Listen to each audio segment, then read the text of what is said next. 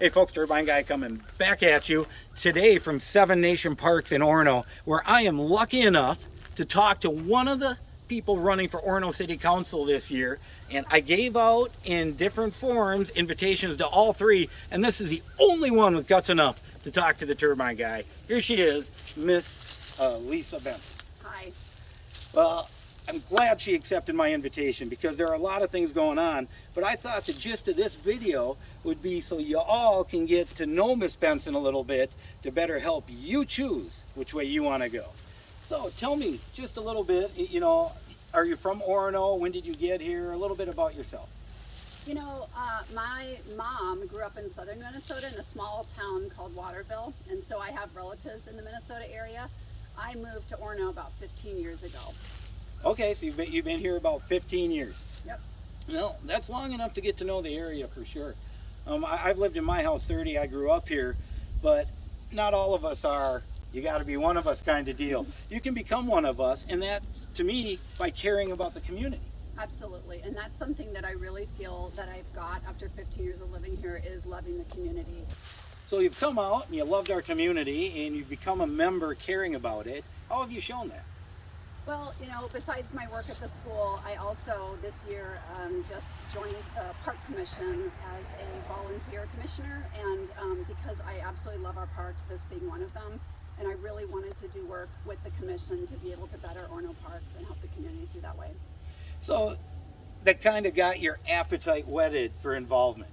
It really did, because I'll tell you, when my kids were younger, I like to spend a lot of time with them, and as they've gotten older, I've been able to see all the opportunities that this city has in terms of involvement, and this is one of the areas I thought I could help. That's tremendous. I kind of started my community involvement as a planning commissioner, and then I went from there to running the council shortly thereafter. So we kind of have a similar path in that you get to the community and then you really want to contribute. Yes, absolutely. So you want to contribute. But kind of the big question, to me it's a big step going from a park commissioner to running for city council, especially when there's not a lot of support from the council. That's a tough, I guess I'd say question, but what I'll say about that is being on the park commission allowed me to see how our city government works. In that plan, Parks Commission is an advisory board. It's not a decision-making board for the city.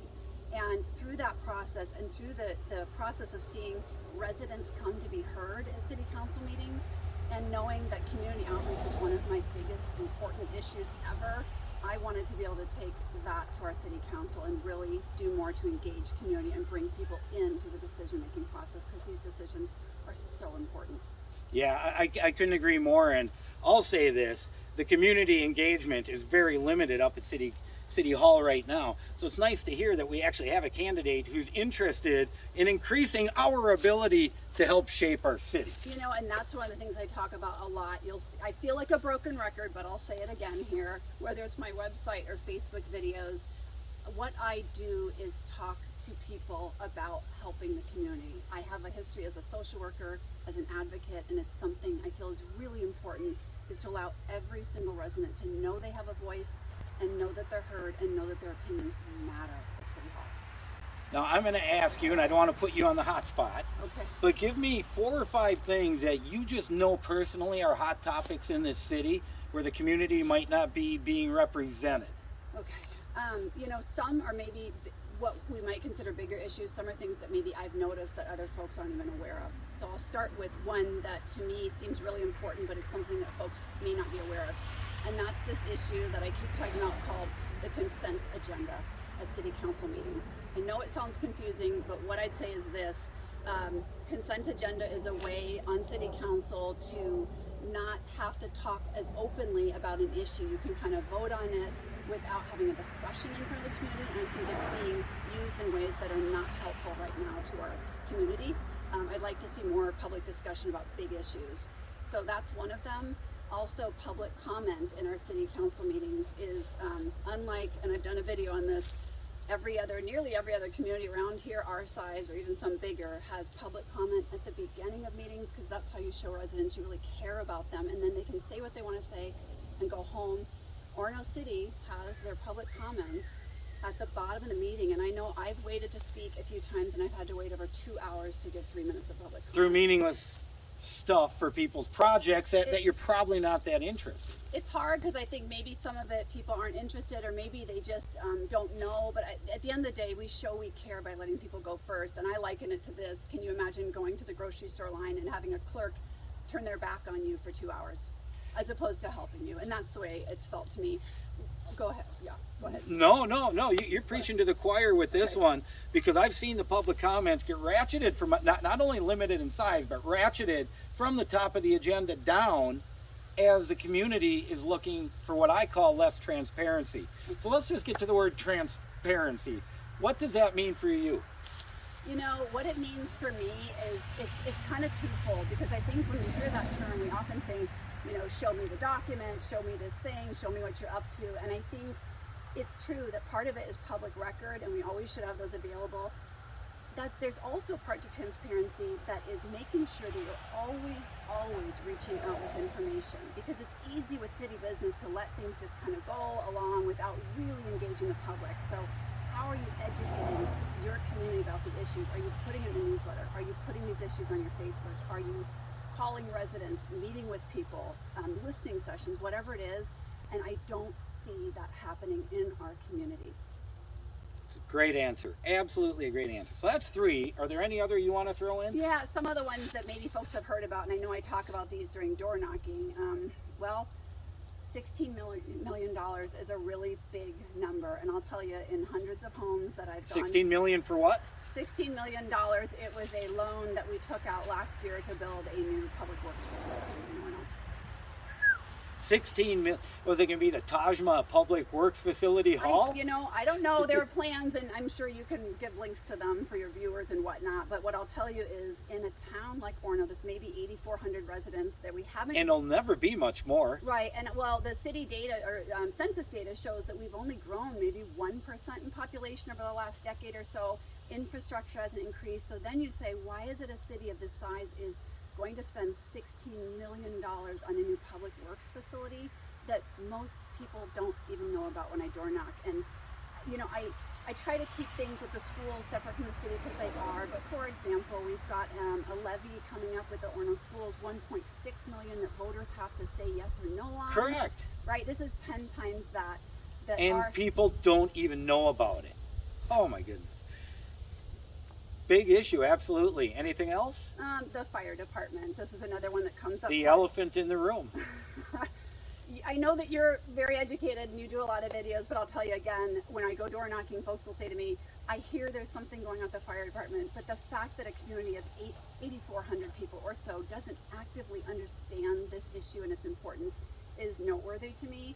Fire services are everything, and the future of fire service is to be shared, to pool resources, not to kind of pull back from that, pull back into building your own, hiring your own chiefs, which is what Orono's doing right now. And I grew up in both cities, and I'm an honest to goodness resident of both, and they're both my community. And I do not understand why Orono wants to act like the angry big brother to Long Lake.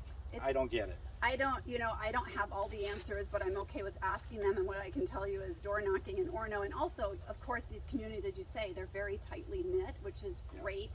I've talked to a lot of Long Lake residents, and what I hear from Long Lake is we are the ones who get bullied by Orono, or we feel like one person said, which is really unfortunate, the ugly stepchild. And I thought, that's not language. As an advocate, as somebody who works in Hennepin County court system with child abuse victims, as a former substitute teacher, that kind of language really says something, and it's really unfortunate because we have great communities here. Yeah, and I heard the same thing when I was on the council years ago, and both communities were voting to merge.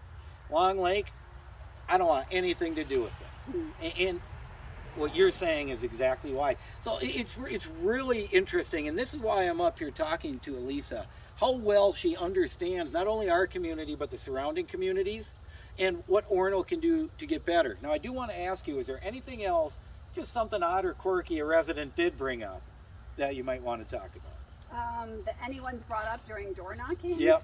Quirky. Oh my gosh. I don't know. I try not to, call anybody out because a lot's been shared with me, and I try to keep those confidences fairly close to the vest. And I think that's also probably my social worker talking, that I try not to say things out there that would identify a resident, because I'll tell you, here's what I can tell you. It doesn't answer your question very well, but I'll tell you this. There's a lot of fear in the community of Orono and in the community of Long Lake, and I understand that. Folks have told me they're afraid to have yard signs in the yard. They're afraid to write letters to the paper in support of me because they fear what they call backlash from retribution. Yeah, and I just think it's not quirky, and it's certainly not funny. To me, it's sad, and I feel like I want to do better for residents. I want people to be able to vote and support whoever they do, with never fearing that that's going to come back to hurt them. And you're pulling at my heartstrings right now, because me and my family have been a victim of this retribution for over a decade. And I can't believe you hit it on the head so well, and that you understand so well. Well, any other comments you want to give before we wrap up?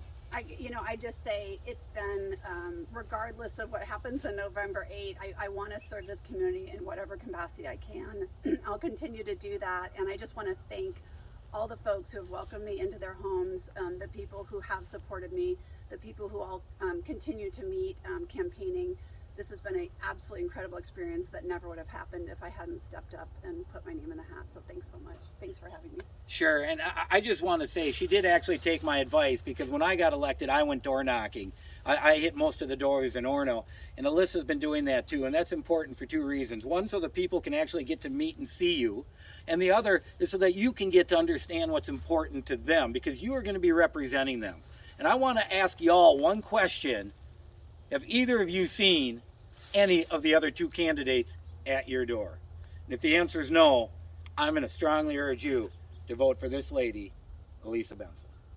Thanks so much. It's been a pleasure. Turbine Guy, signing off.